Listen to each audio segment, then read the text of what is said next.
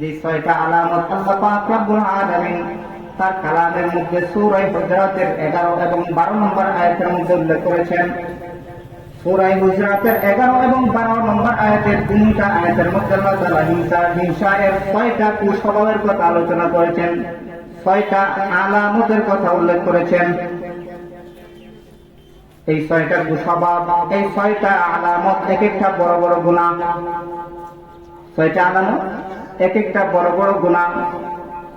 এক একটা গুনাহ একটা সমাজকে ধ্বংস করার জন্য যথেষ্ট।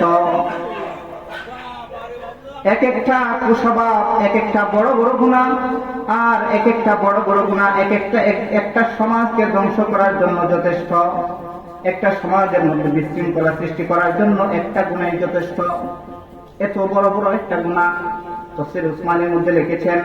সূরা হুজরাতের 11 এবং 12 নম্বর আয়াতের তাফসীর করতে যায় বলেছেন তাফসীর উসমানী কারক, উনি বলেন যে এই 6টা কুস্বভাবের কোন একটা কুস্বভাব যদি সমাজের কার মধ্যে থাকে, তাইলে এই সমাজের মধ্যে সব সময় বিশৃঙ্খলা লেগে থাকবে। এখন বুঝেছি কত বড় গুনাহ। 6টা কুস্বভাবের কথা আল্লাহ পাক রব্বুল আলামিন তার কালামের মধ্যে বলেন। আল্লাহ পাক রব্বুল আলামিন কোন ইয়া আইয়ুহাল্লাযীনা আমানু লা ইয়াসখার কওমুম মিন কওমিন আসা আন ইয়াকুনু খায়রান মিনহুম ওয়ালা নিসাউম মিন নিসাইন আসা أن يكن خيرا منهن ولا تلمزوا أنفسكم ولا تنابزوا بالألقاب بئس الاسم الفسوق بعد الإيمان ومن لم يتب فأولئك هم الظالمون يا أيها الذين آمنوا اجتنبوا كثيرا من الظن إن بعض الظن إثم ولا تجسسوا ولا يغتب بعضكم بعضا أيحب أحدكم أن يأكل لحم أخيه ميتا فكرهتموه واتقوا الله إن الله تواب رحيم আল্লাহ পাক রব্বুল আলামিন এই 6টা কুস্বভাবের কথা, 6টা বড় বড় গুনাহের কথা এই 2টা আয়াতের মধ্যে উল্লেখ করেছেন। সব কথার আলোচনা বিস্তারিতভাবে করা সম্ভব না, তাই আপনাদেরকে শুধু শিরোনামগুলো শোনাই। এই 6টা কুস্বভাবের শুধু শিরোনামগুলো শোনাই। 1 নম্বর কুস্বভাব হলো মানুষের সম্মানের ইজ্জতের উপর আঘাত আনা, মানুষকে নিয়ে উপহাস করা, মানুষকে নিয়ে ঠাট্টা করা, বিদ্রুপ করা। 2 নম্বর কুস্বভাব হলো চুগলখড়ি করা। কি করা? 2 নম্বর কুস্বভাব হলো চুগলখড়ি করা। 3 নম্বর কুস্বভাব হলো মানুষকে খারাপ নাম নিয়ে ডাকা, খারাপ উপাধিতে ডাকা। 4 নম্বর কুস্বভাব হলো অধিকঠোর মানুষের উপর ধারণাবশত কথা বলা, মানুষের উপর খারাপ ধারণা করা। 5 নম্বর কুস্বভাব হলো জাসুসি করা, খানা দেওয়া। দুজন কথা বলতেছে, আপনি কান পাতাইলেন কি বলে শুনি। খানা দেওয়া, জাসুসি করা, গোয়েন্দাগিরি করা। 6 নম্বর কুস্বভাব গীবত করা। এই যে 6টা কুস্বভাবের কথা বললাম, এই 6টা কুস্বভাব এক একটা বড় বড় গুনাহ। এই 6টা কুস্বভাবের মধ্য থেকে কোনো একটা যদি কোনো বান্দার মধ্যে থাকে, আর যেই এলাকার মানুষের মধ্যে থাকবে, ওই এলাকার মধ্যে ফাসাদ সৃষ্টি হবে, ঝগড়া সৃষ্টি হবে, মারামারি সৃষ্টি হবে, টানাটানি হানাহানি সৃষ্টি হবে। এই 6টা কুস্বভাবের মধ্য থেকে সব কটা কুস্বভাবের আলোচনা বিস্তারিত করার সময় নেই, সুযোগ নাই। হবেও না। এই 6টা কুস্বভাবের কথা আমার মসজিদে আমি প্রায় অনেক জুমা আলোচনা করছি। এক একটা কুস্বভাবের কথা এক এক জুমায় শেষ হয়েছে না, বিস্তারিত আলোচনা করার সময় নেই। 6টা কুস্বভাব থেকে শুধু একটা কুস্বভাবের কথা আপনাদেরকে শোনাই, যেটা আমাদের মধ্যে অনেকের মধ্যেই আছে। এইটা আমরা পরিত্যাগ করতে হবে। আল্লাহ পাক রব্বুল আলামিন এই 6টা কুস্বভাব থেকে বান্দাদেরকে নিষেধ করেছেন। 6টা কুস্বভাব থেকে বেঁচে থাকার জন্য আল্লাহ তাআলার নির্দেশ। আল্লাহ তাআলা বলেছেন তোমরা 6টা কুস্বভাব থেকে বেঁচে থাকো। একটা কুস্বভাব, এই 6টার মধ্যে থেকে একটা হলো এই চুগলখড়ি করা। এই 6টার মধ্যে থেকে একটা কি? চুগলখড়ি করা। মানুষের উপর তুহমত লাগানো, মানুষকে অযথা দোষারোপ করা, চুগলখড়ি করা, এটা অনেক বড় একটা পাপ। এটা কি? অনেক বড় একটা পাপ। সমাজের মধ্যে নিকৃষ্টতম যত মানুষ আছে ওদের কাজই দেখবেন যে চুগলখড়ি করা। ওদের কাজ কি? চুগলখড়ি করা। সমাজে নিকৃষ্টতম মানুষ যারা, ওদের কাজ চুগলখড়ি করা। যারা সমাজের মধ্যে নিকৃষ্ট, ওরাই কি করে? চুগলখড়ি করে। এখন বলবেন যে এটা হুজুর কর্তৃক আসলে, হুজুর এটা কর্তৃক আসলে। আমি আমার পকেট থেকে বলে নেই, একটা হাদিস আপনাদেরকে শোনাই। হাদিসের মধ্যে স্বয়ং নবীজি বলেছেন। হাদিসের রাবী হলেন আন আসমা বিনতে ইয়াজিদ ইবনে সাকান আন রাসূলুল্লাহ সাল্লাল্লাহু আলাইহি ওয়াসাল্লাম قال আলা উখবিরুকুম বিখিয়ারিকুম। নবীজি একদিন এইভাবে মজমুআর মধ্যে সাহাবায়ে কেরামের সামনে বসা সব সাহাবায়ে কেরামকে লক্ষ্য করে বললেন, এ আমার সাহাবায়ে কেরাম, তোমরা একটু আমার দিকে তাকাও, আমার দিকে খেয়াল করো। সাহাবায়ে কেরাম যখন তাকাইলেন, তারপরে নবীজি বললেন, আমি কি তোমাদের মধ্য থেকে সবচেয়ে উত্তম ব্যক্তিকে তার পরিচয় দিবনি? সমাজের মধ্যে সবচেয়ে উত্তম ব্যক্তিকে তার পরিচয় কি আমি তোমাদেরকে দিব? সাহাবায়ে কেরাম আনন্দের সাথে আনন্দ চিত্তে বললেন, কালু বালা ইয়া রাসূলুল্লাহ, জি জি, হ্যাঁ হ্যাঁ, আমাদেরকে অবশ্যই এই পরিচয়টা দেন। আমাদের মধ্য থেকে কে উত্তম ব্যক্তি, কে আল্লাহর ওলি, আল্লাহর বন্ধুকে তার পরিচয়টা আমাদেরকে দেন। ইয়া নবী তখন বললেন, আল্লাযীনা ইযা যুকিরাল্লাহ। তাইলে শোনো, আল্লাহর ওলিকে যখন তার চেহারার দিকে তাকাইবা, তার বডির দিকে যখন তাকাইবা, তার লেবাসের দিকে যখন তাকাইবা, কথা বলার দিকে যখন তাকাইবা, সবকিছু মিলে যখন তার দিকে তাকাইবা, তাকাতে দেরি হবে, আল্লাহর কথা স্মরণ হতে দেরি হবে না। যদি দেখো একজন মানুষ আপনার সামনে এসে তার দিকে তাকাইতে আল্লাহর কথা স্মরণ হয়ে গেছে, তার কথা বলার বাচন ভঙ্গি থেকে আল্লাহর কথা স্মরণ হয়ে গেছে, তার লেবাস পোশাক দেখে আল্লাহর কথা স্মরণ হয়ে গেছে, বুঝে নিবে সে নিশ্চিতভাবে আল্লাহর ওলি। সে কে? আল্লাহর ওলি। আর ইবনে আব্বাস রাদিয়াল্লাহু তাআলা আনহুমা قال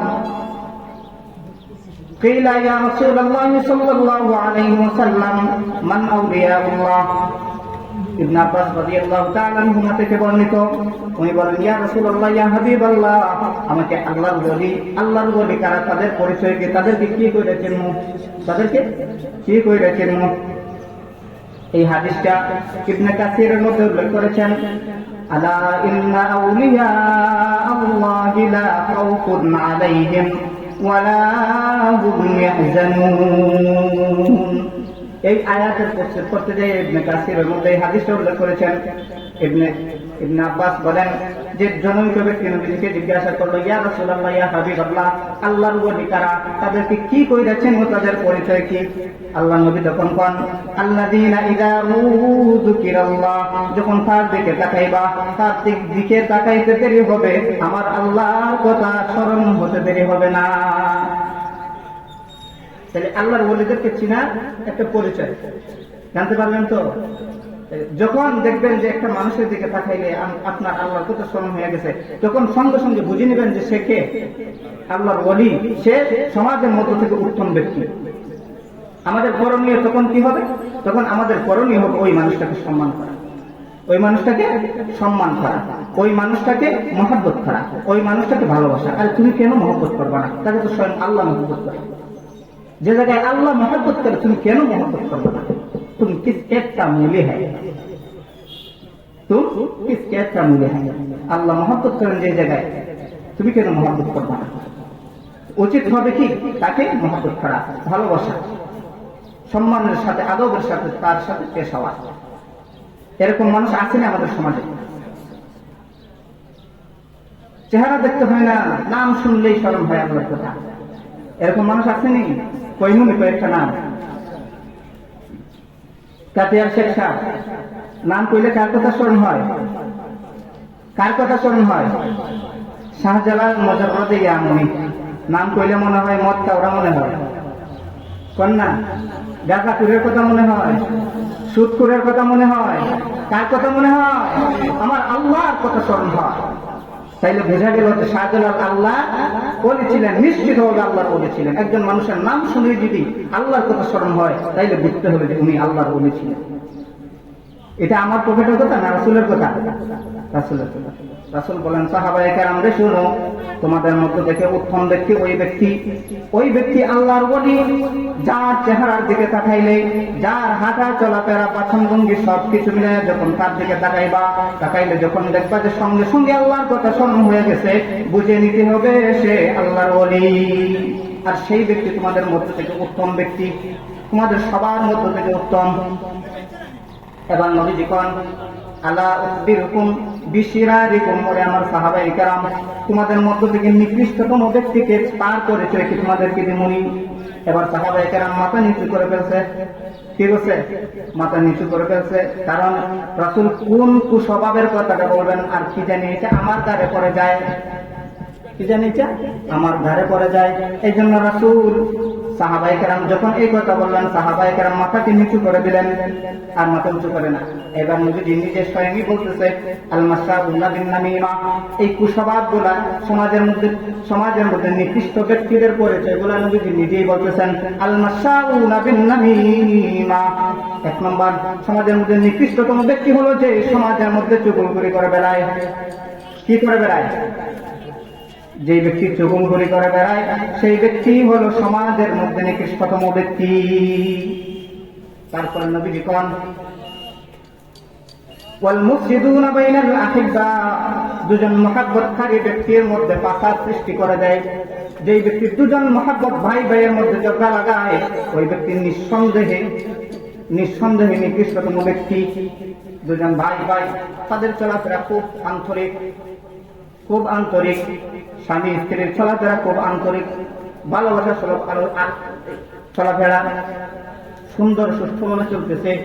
শাশুড়ি আর বউয়ের চলাফেরা খুবই আন্তরিক, মা মেয়ের আচরণ চলাফেরা। কিন্তু পাশের ঘরের আরেকজন মহিলা দেখে সহ্য হইতেছে না যে এরা শাশুড়ি আর বউ খুব সুন্দর করে চলতেছে, তারাও সহ্য হয় না। এটি হিংসা, তার হিংসা হইতেছে। এরা শাশুড়ি বউ এত সুন্দর করে চলতেছে, এখানে একটা করতে হবে, কিছু একটা চাবি একটা দিতে হবে। তো যায় শাশুড়িকে বউয়ের বদনাম বলে, বউয়ের দোষের কথা বলে, বউয়ের কাছে গিয়া শাশুড়ির দোষের কথা বলে। তখন দুজনের মধ্যে একজন আরেকজনের প্রতি ঘৃণা লাগিয়ে দেয়। কি লাগিয়ে দেয়? ঘৃণা লাগিয়ে দেয়, ঝগড়া সৃষ্টি হয়। সমাজে ঝগড়া সৃষ্টি হয়েছে কন্যা স্বামী এই শাশুড়ি আর বউ দুজন একজন আরেকজনকে মা মেয়ের মতো মহব্বত করত। দুজনের মধ্যে ফাটল সৃষ্টি হয়েছে কিনা? ফাটল সৃষ্টি হয়েছে। ভাই ভাইয়ের মধ্যে ফাসাদ লাগাইছে। একজন আরেকজন বড় ভাইয়ের কাছে ছোট ভাইয়ের বদনাম হয়েছে, ছোট ভাইয়ের কাছে বড় ভাইয়ের বদনাম হয়েছে। দুজনের মধ্যে ফাসাদ লাগিয়ে দিছে। ঝগড়া সৃষ্টি হয়েছে কিনা? বলেন না, ঝগড়া সৃষ্টি হয়েছে। আল্লাহ রাসূল কোন দুইজন মহব্বতকারী মানুষের মধ্যে যেই ব্যক্তি ফাসাদ লাগাবে, যেই ব্যক্তি ঝগড়া লাগাবে, ওই ব্যক্তি হলো সমাজের মধ্যে নিকৃষ্টতম ব্যক্তি। ওয়াল বাগুনা লিল বুরাইল আনাতি, আরেক ব্যক্তি নিরাপদ থাকে, ফাসাদ থেকে নিরাপদ থাকে, ঝগড়া থেকে নিরাপদ থাকে, কিন্তু ওই ব্যক্তির দোষ খুঁজে বের করে। এক ব্যক্তি সমাজের মধ্যে এরকম ব্যক্তি আসেনি? আছে এক ব্যক্তি দেখবেন সে কোনো ঝগড়া ফাসাদে থাকে না, একটু দূরে থাকে, ভালো মানুষ, সমাজের মধ্যে ভালো মানুষ। কিন্তু আরেক ব্যক্তি কি করে? ওর দোষগুলা খুঁজে বের করে, বের করে সমাজের প্রচার করে দেয়। আল্লাহ নবী কোন যে ব্যক্তি এই কাজটা করে সে হলো সমাজের মধ্য থেকে নিকৃষ্টতম ব্যক্তি। সমাজের মধ্য থেকে নিকৃষ্টতম ব্যক্তি। তাহলে এবার কোন আমি যে বলছিলাম যারা চুগলখড়ি করে ওরা সমাজের মধ্য থেকে নিকৃষ্টতম ব্যক্তি, তাহলে এটা আমার পকেটের কথা না রাসূলের কথা? রাসূলের কথা। যারা চুগলখড়ি করে ওদের আযাবটা আল্লাহ পাক রব্বুল আলামিন কবর থেকে শুরু করে দেয়। কই থেকে শুরু করে দেয়? কবরে যাওয়ার পরপরই তাদের আযাব শুরু হয়ে যায়। عن ابن عباس رضي الله تعالى عنهما قال مر رسول الله صلى الله عليه وعلى آله وسلم بقبرين ইবনে আব্বাস বলেন আমরা একবার কোথাও যাচ্ছিলাম, এমন সময় নবীজি এমন একটা রাস্তা দিয়ে যাচ্ছিলেন যে রাস্তার পাশে ছিল দুইটা কবর। কয়টা কবর ছিল? দুইটা কবর ছিল। নবীজি যখন দুইটা কবরের পাশে গেলেন, যাওয়ার পরে নবীজি বললেন ফাকালা ইন্নাহুমা লা ইউআযাবান। নবী যখন ওই যে দুইটা কবর দেখতো, ওই দুইটা কবরের মধ্যে আযাব হচ্ছে। ওয়ামা ইউআযাবানে বিফি কাবীর, ওই দুইটা কবরের মধ্যে যে আযাব হচ্ছে তেমন বড় অপরাধ ছিল না।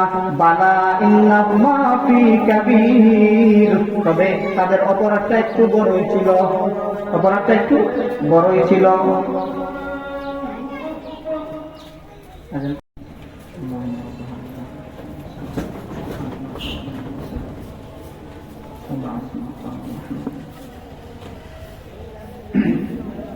মুহতারাম হাজিরিন কিরাম, বলছিলাম হযরতে ইবনে আব্বাস রাদিয়াল্লাহু তাআলা আনহু বললেন নবীজি দুইটা কবরের পাশ দিয়ে যাচ্ছিলেন। যখন পাশে গেলেন, যাওয়ার পরে বললেন ওরে আমার সাহাবায়ে কেরাম দেখো ওই যে দুইটা কবর, ওই দুইটা কবরের মধ্যে আযাব হচ্ছে। তবে তাদের কবরে যে আযাব হচ্ছে তাদের দুইজনের দুইটা অপরাধ ছিল, তবে তাদের অপরাধগুলো তো বেশি বড় নয়। বালা ইন্নাহুমা ফি কাবীর, তবে তাদের অপরাধগুলো একদম ছোট ছিল না, বড় নয় আবার ছোট ছিল না, অনেক বড়ই ছিল। অপরাধগুলো কি ছিল? আম্মা আহাদুহুমা ফাকানা ইয়ামশি বিন নাবিমা, প্রথম ব্যক্তির অপরাধ ছিল সে মানুষের চুগলখড়ি করে বেড়াতো, মানুষের উপর তুহমত লাগাইতো, মানুষকে দোষারোপ করত, এটা ছিল তার অপরাধ। ওয়া আম্মাল আখারু ফাকানা লা ইয়াসতাতিউ মিন বাউলিহি, দ্বিতীয় ব্যক্তির অপরাধ ছিল সে যখন প্রস্রাব করত, প্রস্রাব করার পরে সতর্কতা অবলম্বন করত না। প্রস্রাব করত কিন্তু সতর্কতা অবলম্বন করত না। যখন প্রস্রাব করার পরে পবিত্রতা অর্জন করার পরে যখন হাঁটা ছাড়া করতো, 2-5 কদম হাঁটতো, তখন দেখা যাইত যে আবার 1-2 কোটা বের হয়ে যায়। তবে ওইগুলা থেকে ভালোভাবে পবিত্র না হয়ে সতর্কতা অবলম্বন করতো না, ওই জন্য তার আযাব হইতেছে। এই জন্য কি হইতেছে? আযাব হইতেছে। দুইটা কবর, একটা কবরে অপরাধ হচ্ছে, একটা কবরে আযাব হচ্ছে। তার অপরাধ হলো সে চুগলখড়ি করে বেড়াতো। আরেকটা কবর, তার কবরের মধ্যে আযাব হচ্ছে, তার অপরাধ হলো সে প্রস্রাব থেকে পবিত্রতা ভালো করে অর্জন করত না। এই দুইটা অপরাধ ছিল তাদের, যে তারা একজনে প্রস্রাব থেকে পবিত্রতা অর্জন করত না, আর আরেকজনে চুগলখড়ি করে বেড়াতো। পবিত্রতা, প্রস্রাব থেকে পবিত্রতা অর্জন করতে হবে কি ভালো করে। সময় স্বল্প, আযান হয়ে গেছে, নামাজের সময় হয়ে যাবে, তো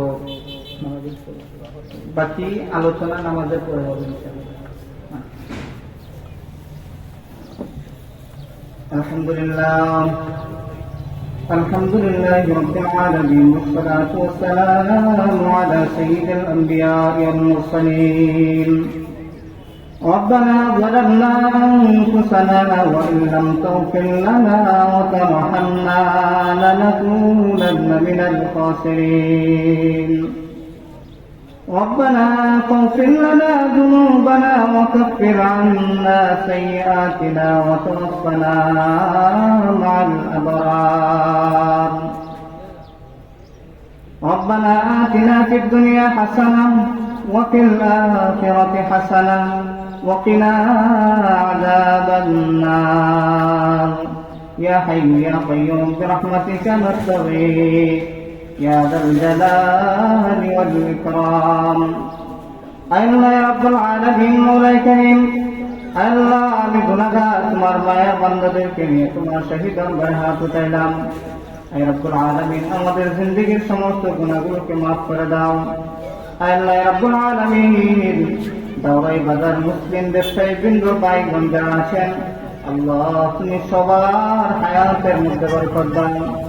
আয় রব্বুল আলামিন সবাইকে সুস্থতার সাথে নেক হায়াত তুই প্রদান করো।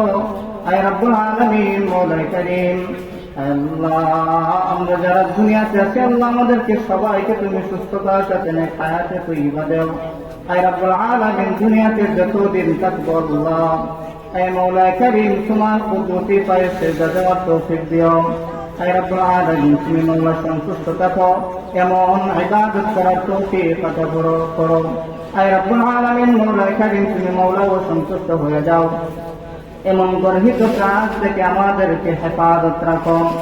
আল্লাহ পরওয়ারদিগার মওলা করিম আয় মওলা করিম যারা এই আয়োজন করেছেন তাফসীরুল কোরআন মাহফিলে আয় রব্বুল আলামিন সবাইকে এই মাহফিলে উসিলায় নাজাতের এই মাহফিলকে নাজাতের জরিয়া বানায় দাও।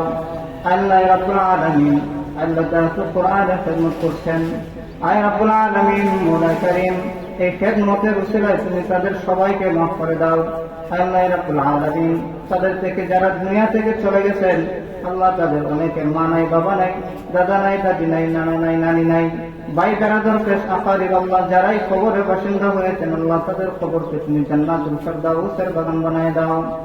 আল্লাহ রাব্বুল আলামিন মওলা করিম আল্লাহ যতদিন তারা দুনিয়াতে থাকবে আয় আল্লাহ কিয়ামত পর্যন্ত এই তাফসীরকে তুমি দায়েম কায়েম করে দাও। আল্লাহ রাব্বুল আলামিন এদের নসল কিয়ামত পর্যন্ত এই তাফসীরকে তুমি দায়েম কায়েম করে দাও। আল্লাহ এইভাবে তুমি সারা জিন্দেগি কোরআনের তাফসীরের মাহফিলের আয়োজন করে করে দ্বীনের খিদমত করার তৌফিক দান করো। আল্লাহ রাব্বুল আলামিন মওলা করিম আল্লাহ তোমার হাবিবের রোজাকে আমাদের সবার পক্ষ থেকে লাখো লাখো কোটি কোটি মিলিয়ন মিলিয়ন দুরুদ আর সালাম পৌঁছায় দাও। اللهم صل على سيدنا ومولانا محمد كلما ذكره الذاكرون وكلما غفل عن ذكره الغافلون. اللهم بارك لنا في رجب وشعبان وبلغنا رمضان. اللهم بارك لنا في رجب وشعبان وبلغنا رمضان.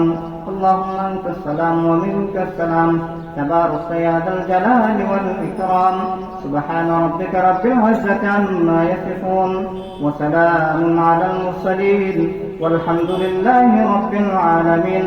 آمين برحمتك يا أرحم الراحمين.